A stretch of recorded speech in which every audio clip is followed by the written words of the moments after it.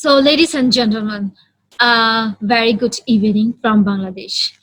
You have been an amazing supporters throughout the whole session for us. So, thank you so much for being with us. This is our last session for today. And for the last session, we have a very good showstopper, and she is none other than Dr. Maja Zelihic. Okay, in this session we are going to talk about the perceptions, because perception is required for your creating a new big ideas. Today Dr. Maja Zelihic will talk about these things, and she will take a master class on these things, and after that you will be the master on perception. So I would like to invite Dr. Maja Zelihic for our session. So first of all, Dr. Maja, can you say a little bit about yourself so that our audience get to know about you, about your ventures, what you are doing, and how you are promoting women entrepreneurship in your organization? Absolutely. Well, first off, thank you so much, Beauty. I really appreciate the invite, and I really appreciate the opportunity to present at this Congress. I would like to say hello to everyone who is joining me. I do realize it is quite late in Bangladesh right now, and many of you are joining us. It is late evening. It is morning here in Florida. As you mentioned, Beauty, my name is Maja Zelihic. I'm a Fulbright specialist and a NAFSA Global Dialogue Partner. I work as a department chair with the Forbes School of Business and Technology, and I'm a researcher. And I also work on the developing and implementation of e-learning platforms in the developing world. My research ventures took me to many different areas in the world. I haven't been to Bangladesh as of yet, but hopefully that will change soon in 2021 if we're able to travel. And it is my honor and my pleasure to introduce you to the topic of perception. This is a topic that is very close to my heart. I've been doing research on perception in the last few years. And the very first thing that I would like to do is I would like to define this ever-fluid concept of perception. Perception, it goes beyond what we see, what we hear, and ultimately believe. It goes, it transcends our senses and ultimately determines our how and our why. So it impacts all layers of leadership. So here we are, women entrepreneurs, women business leaders, and it is very important for us to get in touch with what one considers the concept of business reality. In this masterclass, I would like to take you on a journey of how to reshape your perception, both consciously and unconsciously, how to be more responsive to the emerging needs within the business arena, and how to adjust our perception to what's needed in this multicultural, multi-language world in which we're now living. So let's go to the second slide, because I have a little Zen parable for everyone. Okay, so some of you are familiar with this one. They were two tadpoles swimming in the pond, and suddenly one got really curious and jumps out of the water and leaves the pond, and she turns into a frog. When the frog returns to the water, the second tadpole asks her, "Well, where did you go?" "I went to a dry place," answers the frog. "What is dry?" the second tadpole asked. "Well, dry is where there's no water," says the frog. Then the second tadpole says, "What is water?" "You don't know what water is?" The frog replies, "It is all around you, can't you see?" Well, think about this particular story in the terms of the business world. Sometimes we are in our own thoughts, in our own emotions, our own circumstances. We are so overwhelmed, we don't see that water around us. And business world is ridden with turmoil. As women entrepreneurs at times, we're clouded by both our inner self and what's happening in the external environment, and we don't see that water all around us. Let's go to the next slide. So we are now talking about what is the relevance of this when it comes to perception. I want to be a successful leader. I want to be a successful woman entrepreneur. Why do I care about perception? Well, this is why. The discussion of perception, especially in a business world or management context, always leads to two questions. Do our perceptions make us better as an employee or as a leader? And if so, how? If we want to address this question in the context of leadership, we have to look at the perception from both sides. As leaders, we have perception of ourselves. We're trying to project something, and we're hoping that the rest of the world is seeing what we're trying to project. As an employees, we have perception of our leaders. Sadly, those can be two completely different perceptions. And the perceptions of us, when it comes to others, and our own perception of self, can lead us on the path of being effective or ineffective leader. According to the Mendoza College of Business at the University of Notre Dame, there are 9 qualities that effective leaders possess. They tend to be more perceptive, more observant. They're better in managing more questions. They're genuinely listening to input, generally listening to answers. Now, beyond listening to the words, they tend to observe the body language of the person. I would imagine those of you looking at me right now in Zoom, you're trying to follow along, and also you're following my body language. And everyone's noticing I'm using my hands quite a bit. I can't help it. So study after study is citing how effective leaders see things. They see things that others do not. So they sense when and when not to act and what actions to take. Now, finely tuned perceptions from business savvy to emotional intelligence set leaders apart from others. They seem to see what's coming around the corner. They have that really well-polished gut feeling, and they seem to hear the elements of the conversations that others may be missing out on. They tend to envision solutions that others cannot see. So polishing our perception is helping us do all this on the path of effective leadership. Now let's go to the next slide, please. Okay, I think that everyone's pretty familiar. It's the one prior, yes. In Plato's work, Republic, there's an interesting segment known as the allegory of the cave. Okay, so it describes the prisoners chained, looking only at the walls of the cave, while puppeteers bring many different objects behind them. With the fire reflecting on the walls of the cave, these objects project on the wall, and each prisoner is not seeing reality. They're only seeing illusion of the real object. However, to them, that is their reality. That's how they perceive things.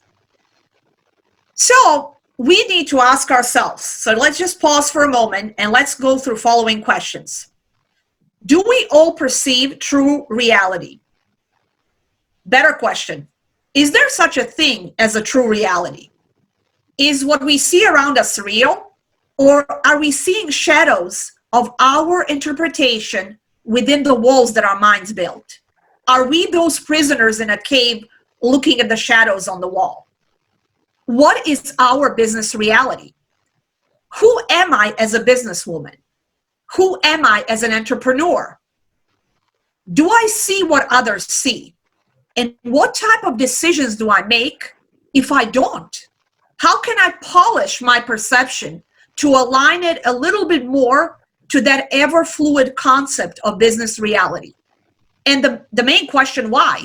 Because I want to be more successful. I want to be able to compete with others and achieve the utmost that I can within my particular arena. Let's go to the next slide, please. Now, as we are born, we do not have a predisposed view how to interpret our surroundings. Who's teaching us how to perceive things? Well, we begin with a blank slate. So we are then imprinted by our parents, our relatives, our neighborhood, our religious community, the region we live in essence, our culture. And our culture is teaching us how we're supposed to behave. Now, our culture is at the heart of what we learn from the very beginning of our lives. How to think, how to feel, how to react, what to value. So we are all born within our culture, and we don't have choice in the matter. And the beauty of these international conferences is that we're interacting with women and men from many different cultures. We are taught early on within our culture to go with our group, look at the others as someone from outside of our group.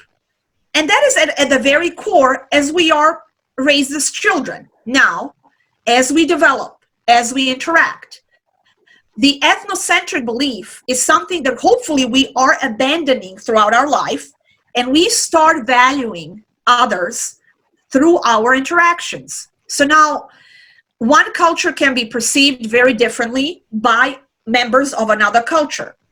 We have to be culturally aware, making sure that we understand the similarities and differences as we perceive others. So it is equally important question to ask yourself, how are my customs, my practices different from those that I'm engaging with? And as a result, this is a challenge. We have to stay up to speed to what is acceptable versus not, where our culture ends and the other culture begins, and we have to honor those differences. So as women leaders, as women entrepreneurs in an ever-changing business world, we are developing that sense of global self, the perception of a global culture, while respecting our own. Because the thought is not, let me embrace everything else and forget as to who I am. I can honor myself, my culture, while valuing others and honoring theirs, as we go through the concept of cultural awareness as it relates to perception. Let's go to the next slide, please. So I think we all can agree. We are sometimes aware of how we perceive things, and sometimes we're not. Some of it is conscious, some of it is subconscious. In some situations, we can trace why we do things or make choices we make. You can hear someone say, well, I always wanted to be a doctor because that is, that's what my family told me I'm supposed to be. So I'm perceiving myself as someone who will become a doctor because that was something that I was being told from an early age. I'm of a certain religion because I was born within that religion as a scenario. Our perceptions are heavily influenced by past experiences. Past experience, number one, upbringing, life experiences, work experiences, interactions with others, interactions with other cultures, and sometimes, let's acknowledge it, snap judgments, gut feelings, irrational fears. So think about it in terms you're in a conference room and a colleague of yours is giving you an idea and you are completely anti that idea. And then you go home and you say to yourself, why was I like that? My colleague had a pretty good arguments pertaining to her idea. Why was I dismissive? There must be something. Perhaps you had a conflict with that colleague a few months prior, and you were not even aware of how you're perceiving whatever she's bringing to the table. So where is that gap between perception and reality? Two of us, Beauty, you and I, we can go and we can witness something. Maybe someone is making a scene at the restaurant, and both of us get equally uncomfortable, and then we're telling that story to a third friend of ours. And all of a sudden, your story is different than mine. Some of its core elements are the same. Well, this person really created a big mess at the restaurant. We were both embarrassed. This is where our perceptions align. But then you're saying, well, the waiter could have handled it differently. The waiter was also rude. I, on the other hand, did not even notice that the waiter was rude. So all of a sudden, our perceptions started slightly differing. You've noticed that the lady threw a glass. I did not even notice that because at that point of time, I was looking at her husband trying to calm her down as a scenario. So our third friend is saying, were you guys at the same restaurant? Because your stories differ. It is not that our stories differ. We are perceiving things differently, slightly differently, And within that particular differences of our perceptions, there is a true story. A lady made a scene at the restaurant for whatever reason. And we're injecting our thoughts, our beliefs, our notions as to why into our story. So the perception and reality, we are always pursuing that concept of reality, and that concept is fluid. What is the actual truth? It really depends. That is why we have to say it in those terms. So the purpose of this class, we're polishing our perception. We're managing our perception. How do I polish? How do I manage my perception? Can I do that? Well, the answer is yes. We see what we see. We hear what we hear. We feel what we feel. That's just life coming at us, 100 miles an hour. However, some of it we have control over, some of it we don't. But we can control how we think about those things, how we react to those things. Can we shape and alter our thinking to allow our perception to help us become more effective as decision makers, as judges of character, as leaders? Can that which is so uniquely individualized can be developed a little bit further in order for a human condition to be shaped, in order for us to better ourselves? The answer is yes, yes, yes. Now let's go to the next slide. So this is a Women Congress. We have to honor our male counterparts, male entrepreneurs. Let's talk about perception and gender roles. There is quite a bit of research, and our research that Dr. Diane Hamilton and I've done for our book on perception, we looked at differences and behavioral differences between the two. And there is quite a bit of different what we perceive versus men. For example, let's just talk about when women and men talk. Men tend to focus more on the mouth in communication, and they're more distracted by the movements behind the person they're talking to. So you're going to see men turning their gaze a little bit more frequently. That is simply what the research shows that they're doing during conversation. Women, in contrast, tend to shift their gaze between a speaker's eyes and body, and also they look at some of the other objects. We often hear of what is considered a gender bias. And we know of studies that show that women are viewed differently, treated differently, and paid differently than men. Conferences like this one are raising awareness of some of those gaps and how we as ladies can also empower each other and help each other move up the ladder and close that gap. Now, men are still dominant in the executive position in the business world. That is the case, Western Hemisphere, Eastern Hemisphere, it is the case across the world, from country to country, but the trends are pretty much the same. There are slight differences. So when we talk about men versus women, they do perceive things differently. And why does this matter to me as a woman entrepreneur? Because of the differences in perception between men and women. They are acting differently in a business world. They're making different decisions. And at some point of time, they're able to be more or less successful. So we should be aware of those differences. So let's go to the next slide, please. So I have another story. So two strangers, I'm just waiting on the next slide, yes. Okay, so we have a woman, we have two strangers visiting an art gallery. And they are looking at the painting, and I was not able to find the painting of the old country estate, but just picture they're looking here at the painting of the old country estate. Within that painting, you have an elderly man sitting in a rocking chair on the front porch with various barns and outbuildings in the background. So a lady says, "What a beautiful painting. It is so serene. It is so peaceful. It is such a beautiful blend between man and nature." A gentleman says, "Wow, that barn looks like it really needs a paint job. It looks really old."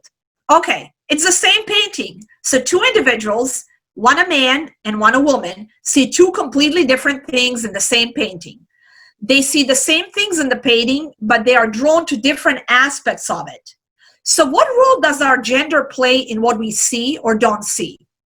Do women see things differently than men?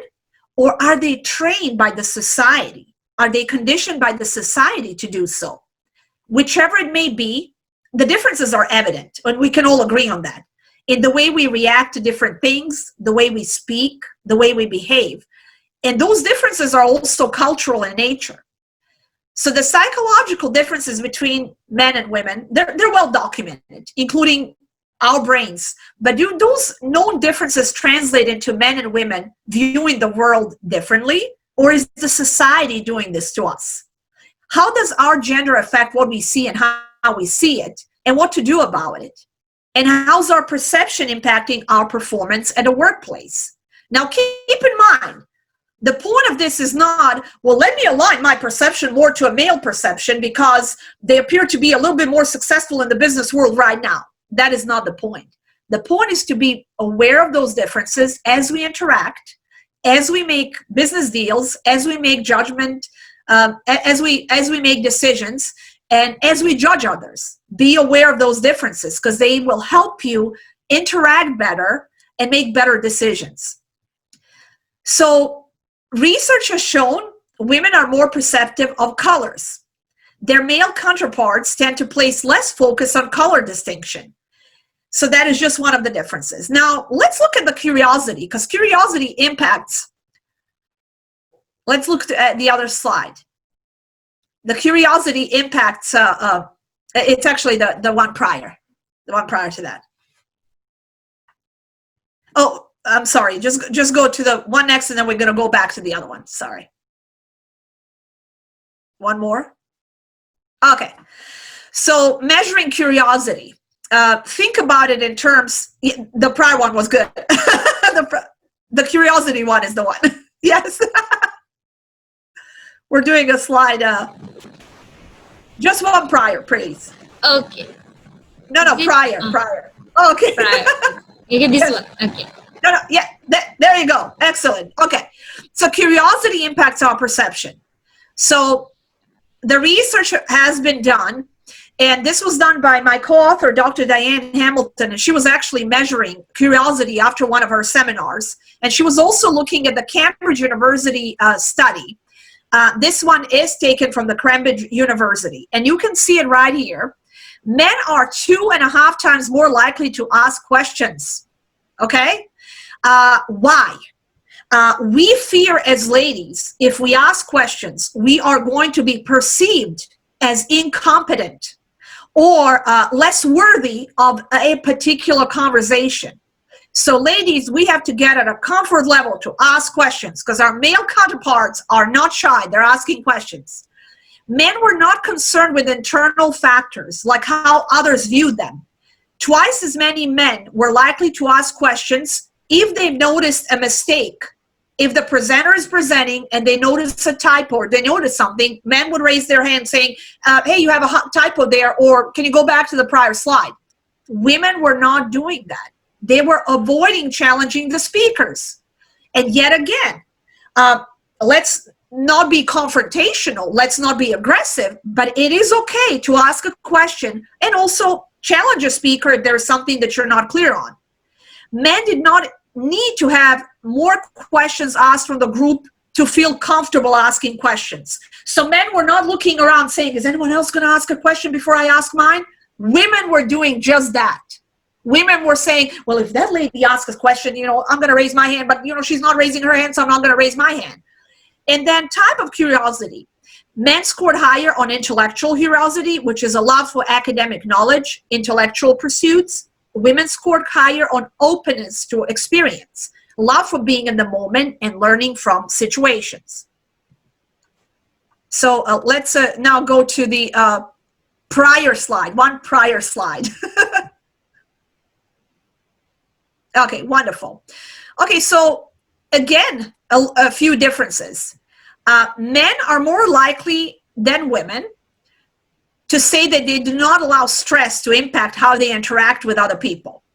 So men are not as prone, as they're evaluating their own perception, they're not as prone to reacting to stress. And they believe they're more comfortable displaying happiness. Women are taught to control their emotions, when angry.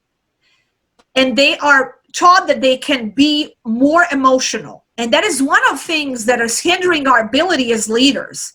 Because if a woman gets upset, justifiably so, and her male counterpart gets equally upset, we're the ones accused of being emotional. They're the ones being told that they're being strong. It is the same emotion of being upset over something. But women were taught and conditioned to dwell more on how their emotions are perceived, and at times suppressing their true emotions that should be expressed. Men are more likely to believe that a person's health can impact their decision-making abilities. They did not view race and age as much of an issue in decision-making as women did. Women were more likely than men to believe others can allow their perception of someone's gender to impact how well they accept that person's input into decisions. As we are talking, as we are presenting, as we are engaging in business dealings, we are aware of our gender. Our male counterparts, they know they're men, but they're not as aware. They don't feel they need to be aware. Men were more likely to believe other people might come to conclusions about their decisions without doing the same research that they have done. Women were more likely to recognize that conclusions people make based on information that has been translated can have inaccuracies. That is a difference in our interpretation. So we are different in the way we evaluate things, we're different in the way we predict things, and we're different in the ways that we interpret things. And then the final step is correlation. Men were more likely to believe people of other cultures might expect them to adjust to their cultural beliefs. Women were more likely to see that others might not conform to their ethical beliefs, that other cultures have valid religious beliefs, and that other people's political beliefs have merit. So women were more compassionate. Women were more aware. Women were scoring higher on the cultural awareness scale. So that is a victory for us, ladies. Why are we saying this? Because it is the best of both worlds. Each party has so much to contribute in this business world. We just need to be aware of some of those things in order to be able to make proper decisions and again perceive things as closely aligned to reality. And I'm never going to say aligned to a true reality, because we already established that is a fluid concept. So as we're wrapping this up, please go to the next slide.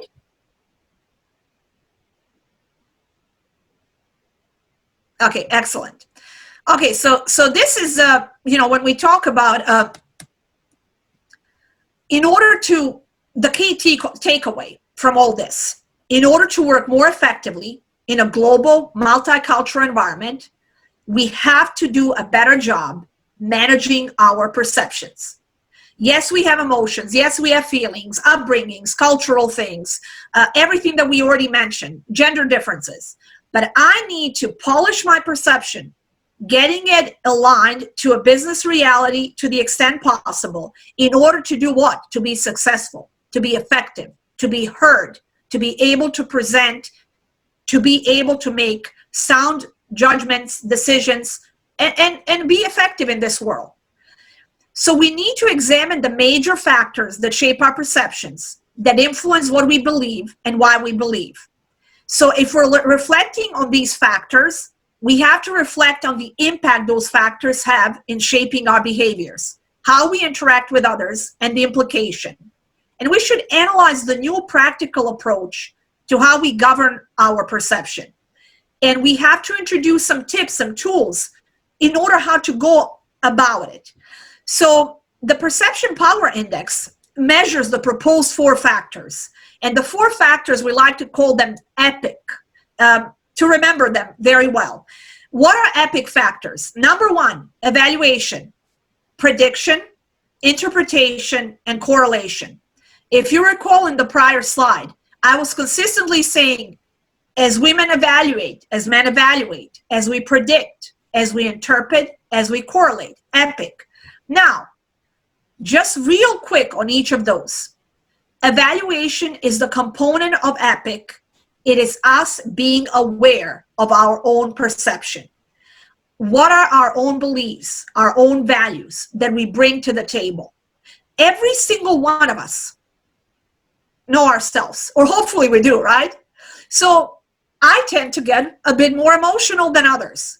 I sometimes have to consciously suppress that because, yet again, as a woman leader, I have to be aware of that emotional aspect of my personality in order to look at things more clearly, in order to be able to make decisions with a sound mind without letting my emotions interfere. I'm evaluating my own self.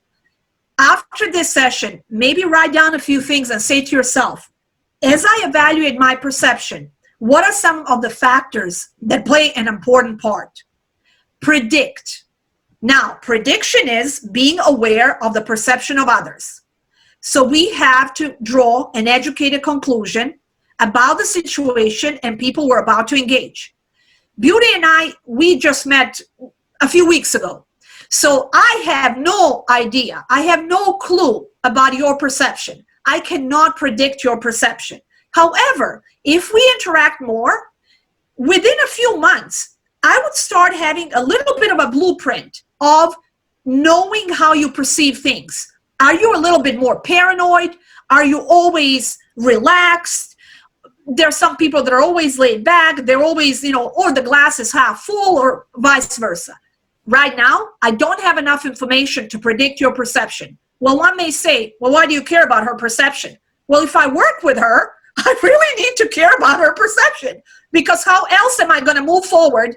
We need to sign a business deal. Beauty happens to know I'm a little bit more emotional, so maybe we need to do a little bit more research. So that way, if I get scared over particular set of statistical data, maybe we did the research beforehand and that data is no longer concerning as a scenario. That is predict. That is a P out of EPIC. Interpret. We look at the emotional intelligence and critical thinking skills to navigate the evaluation and prediction and understand how I perceive the situation and how others may perceive the situation. At this point of time, I started with knowing myself, then knowing beauty. Now we're interpreting, we're actually combining the two, and we're able to interact. And then finally correlate, the fourth element. As we're correlating it, we're taking all the input we're receiving, we're analyzing it, and then we're calculating the appropriate response. That's where that whole thing comes from. If you get an email, what's one of the first rules? Walk away. If you get upset getting an email, okay, I'm perceiving this email as a straightforward attack. Just walk away. Take some time, evaluate yourself, predict what the other was saying, interpret, integrate all of that, correlate, come back 30 minutes later, have some coffee, and respond to that email, or even better, make a phone call. Hey, I got this email. Not really sure what you meant. Isn't that better? Okay, now, how does your organization rank? How do you rank in terms of EPIC process? The Perception Power Index addresses those critical attributes. We are examining IQ, we're examining critical thinking, and then curiosity, we talked about curiosity, and cultural quotients, which is a CQ1 and CQ2. For the attendees of this conference, we're actually letting everyone who's interested take your own Perception Power Index for free. And Beauty, do you want me to put this in the chat pod, the code, or do you want to do that? You can do that as well. Okay, so this is the website where you go, and the code is WEC100. And I would like to hear from you to see your results. As you're looking at this results of the Perception Power Index, you will become more aware of your own perception. You will become more aware of the perception of others, how to interpret both, and how to correlate. And the goal is, yet again, the key takeaway from this particular masterclass is, how do I polish my perception in order to be more successful global leader? That concludes my presentation portion of this lecture, and now I'm open to any questions we may have. Yes, I would like to invite the audience. If you have any questions or queries, we can ask to our speaker. But before to that question, I must admit that this is the best masterclass I have ever attended in my life. How Oh, you actually explained the perception and how you actually give an example for every related things, it was really amazing.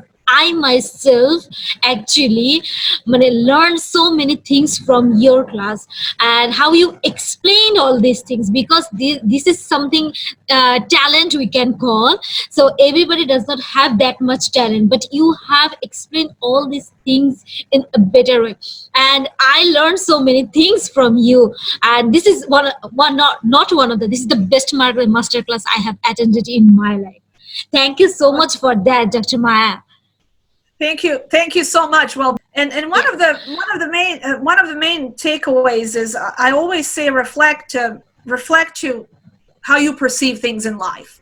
And this is not just, we talk about women entrepreneurs and we talk about women in the business world in general, but this is some of those things are applicable in our personal lives as well. Because the way we perceive things help us interact with the loved ones in our life, with our friends, with our family members.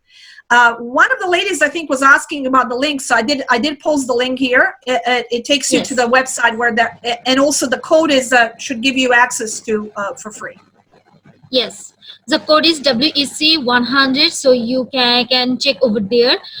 So I have one question. As you have talked about perception and so on, so most of us actually do not know. So creating awareness is also important for actually make people aware that you have a different perception than they may. So how to create that awareness in the society, so that actually they can understand that we have different perception and we need to work on these issues, so that we do not fight with each other. Well, the thing is, it all starts at a small level first, and then it goes, goes globally. I think that within our communities, being aware, and we are always subconsciously aware that people see things differently, but sometimes we don't pause to acknowledge that. It is very much correlated with emotional intelligence. People mix intelligence with emotional intelligence quite a bit, but actually, as you're raising your level of emotional intelligence, you have to understand that other people have different perspectives. For example, right now, within the United States, I think it's no secret we're living in a very polarized political, situation, and people stop talking to each other. I think the very first step is to talk to another. And if you're within a small organization or a bigger organization, understanding where the people are coming from with their perspectives. They're always saying that if you start, shooting down someone's idea, my example was, a colleague said something and all of a sudden I'm dismissing that idea. Well, hear her out. So the very small step is let the other person speak. Don't interject until they finish their points, and really listen, as opposed to interjecting, trying to prevent, let me think about what I'm going to say versus what you've asked. And it starts at a very small level. And then, as we talk about running global businesses, as I do research across the world, I always approach everyone from the standpoint of being humble. I am there to learn. I am not there to teach as I go into a particular country to do a research venture. I am learning as I'm doing research. Once you humble yourself, open yourself to experiences, and let the others share, you are starting to see their perspectives and also acknowledging their perspective, their perception, even if you disagree. Okay, I acknowledge that we're not going to agree on this particular item. However, I understand where you're coming from. So that would be a good start. Thank you so much. One question from the audience is that they are asking that you have talked about that female are more emotional than the men. So is it advantage or the disadvantage for leadership things? It really depends. The research is out there indicating that yes, we are more emotional, but is that something that is within our within our makeup, or is that something that a society taught us to be? Because as you're raising boys versus girls, sometimes you're suppressing your boys' emotions, saying, oh, you're a boy, you cannot cry, or, as we're growing up, versus the girls are more allowed to express their emotions. Once you reach a particular leadership level, sometimes your emotional makeup is perceived as your weakness. On the flip side of that coin, what we're seeing, and this is something that we need to steer away from, actually. We're seeing women trying to be so tough, trying to suppress that empathy, the feelings, the emotions that make us beautiful, in order to present themselves as tougher leaders than men. We don't have to be tougher leaders than men. We can be effective leaders, as effective as men. But that emotional thing that we have, that we're truly a little bit more in touch with our feelings, that can make us more intuitive, that can make us more aware, that can make us more sensitive to the feelings of others. And that's what makes us those servant leaders, empathetic leaders, those leaders that others would like to follow. However, I do see an interesting trend, which I don't like to see, where women are pretending to be something they're not. In order to be a leader, I have to be, no emotions, no feelings, all business. Listen, there's always feelings in business. There's always, I actually really dislike this whole, it's nothing personal, it's just business. I say it's always personal because you have people involved. So people perceive things as personal, regardless whether that is a business matter or not. Okay, thank you so much for sharing such valuable information about the perception and how we can be a leader using holding that perception among us. So that we are very end of our session. Any final remarks from you, or any suggestion, or you would like to say something about you and your venture, something like this? Well, I would like to just to thank everyone that is attending the conference. I think these type of conferences are amazingly important. I was very impressed with you, Beauty, and Asif, and all the other committee members, everything that you pulled together. This was, for all of us, this was an incredibly tough year. So this is not ideal to do everything virtually, but you guys made it happen. I was inspired by listening to the women leaders. One thing that I've noticed as I was observing different sessions and different leaders is the common pattern, the common trend was that each one of us within our little arena, we're trying to do so much to change our world, not just for women, men as well. And all of us are bringing these different perspectives, different perceptions to the table, and which make this whole world amazingly beautiful. So we should work within our differences, embrace our differences, be more aware of each other and some of the struggles that each one of us within our own little separate areas of the world go through, and work jointly on these type of ventures. So hopefully next year, I'm going to see many of you at the, we're still hoping for the face-to-face conference. And this was inspirational, and I'm networking with many amazing women on LinkedIn already. I would like to welcome everyone to connect me on LinkedIn, and let's continue this conversation, and let's learn from each other. So those are my parting words. Thank you so much, Maja. Hope to see you physically, or hope to meet you in person in the next year as well. Thank you for your amazing session, and thank you all the attendees, those who have joined us, for your support, for your patience, for your time. Thank you, Maja. Hope to see you again in the next year. Yeah. Thank you so much. Okay. Thank you, everyone. Have a beautiful evening or day. Thank you. Bye. Thank you. Bye-bye.